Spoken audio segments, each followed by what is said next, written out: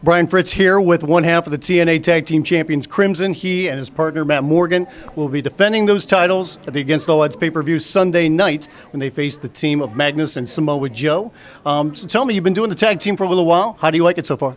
You know, I was a little hesitant at first. You know, me and Morgan, we have a little bit of a past. We're two competitive guys, highly competitive, I should say. Yep. And it's sort of a constant one-upsmanship between us. And it's not only in the ring, that's, you know, in the gym, that's, you know, that's wherever we are. So, I mean, I was a little hesitant, but, you know, Sting put us together, and it just seemed to work right off the bat. I mean, the first time he put us together, we won the belts for Mexican America. So I'd have to say there's, you know, I'm having a good time right now. So.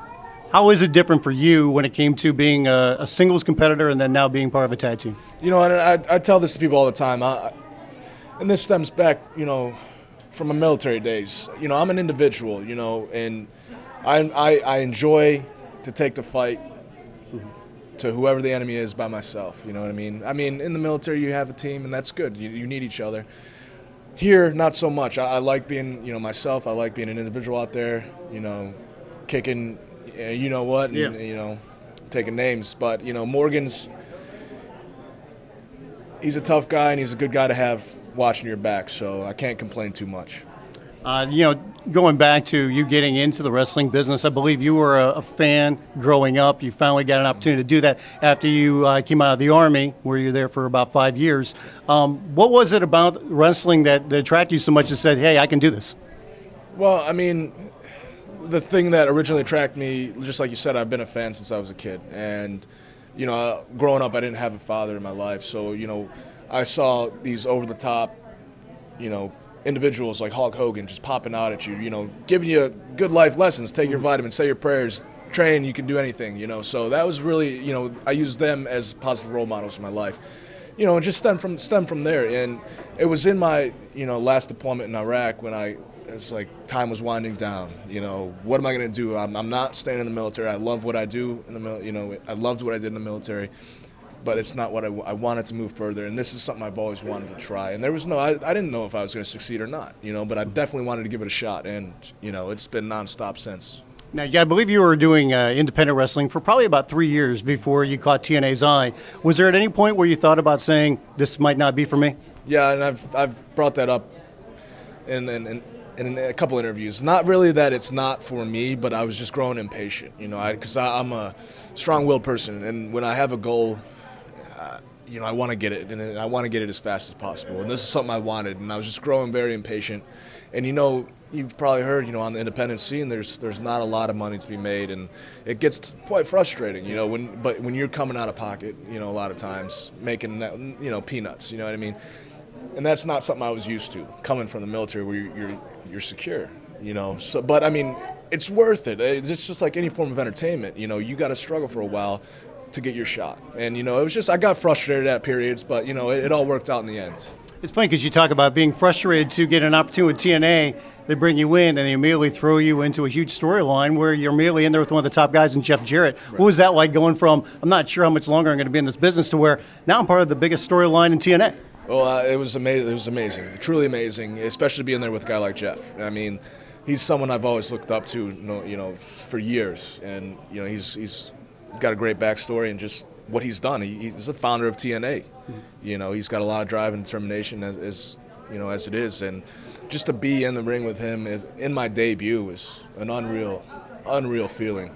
And, you know, I didn't know what to expect coming in, and to get thrown in there like that, in my opinion, I'm ready for anything. You know, I'm prepared for anything, and that's, you know, that's just the way I am. And I'm gonna give it my all, and I love it. I love that I was given the opportunity so quickly, honestly. Now, you've been with the company for just a little over a year now. Yeah. What's that year been like for you? It's been nonstop. I mean, but I've grown to know that I love doing this. This is where I want to be. This is what I want to do for as long as I possibly can. I mean, it's just, you know, from being in the ring for my debut, like we talked about with Jeff Jarrett, to being in the ring with, you know, guys like Matt Hardy, Abyss, Bully Ray, Kurt Angle, you know, the Olympic gold medal. So that's been the highlight of my year so far, is just being able to main event Impact with Kurt Angle, the world, at the time, TNA World Heavyweight Champion. That's something I always remember. When you talk about being ready for the challenge, what's it been like for some of the fan reaction? Because I know some people can be hard on people when they're new in the business and they're getting opportunities very quickly. What's it been like for the fan side to react to some of them? You got to take it and you got to leave it. I mean, everyone has an opinion. I'm not going to crucify for anyone for having an opinion, but it doesn't. In the end, it's all about what the fans want.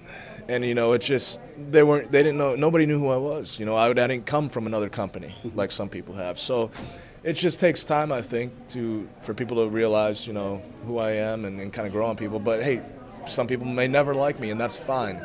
Some people may have negative opinions about me, that's fine. But I use that negativity or whatever that the case may be, I use it as fuel, motivation for me to work harder, try harder, and be the best that I can. I think one of the biggest surprises was the reaction from Bill Goldberg, because I think he was retweeting some fans' responses, talking about fans that would say something about you because people were talking about the streak. They were comparing you to him. What was it like to get that, and were you surprised by the reaction from him? I didn't expect it to blow up as much as it did. It got a little blown out of proportion, but it was simple. Like, I'm a man, I'm a man just like he is. I felt a little bit disrespected, and maybe that wasn't his intention, but he did retweet some things, and it's I was just the comparison. I understand, the whole streak thing. First comparison is Bill Goldberg, but in the reality of it, I'm not Bill Goldberg. I look nothing like him. I wrestle nothing like him. I'm myself. I'm Crimson. So I meant no harm by anything I said, but I was just I just proving the point. I'm not trying to be you. I'm not trying to be anybody else. In fact, I was doing other things at the time. Towards the end of your run, I wasn't watching. So that's all that meant. Are you ever surprised by how protective and personal guys can take it in this business? No, I mean, just like I said, I'm a man. Sometimes you react to certain things a certain way, and that's just like anybody else in this business. I mean, it is what it is. Mm-hmm. So you've been with TNA for just over a year. What do you think the next year or two is going to be like for you? What do you plan on working on? What's the biggest thing for you right now in your career? Well, over a year, haven't been beaten yet in TNA. Obviously, I'm happy with where I'm at as being one half the World Tag Team Champions, but obviously there's a bigger goal in mind, and that's TNA World Heavyweight Champion. And I'm not going to stop until I get it.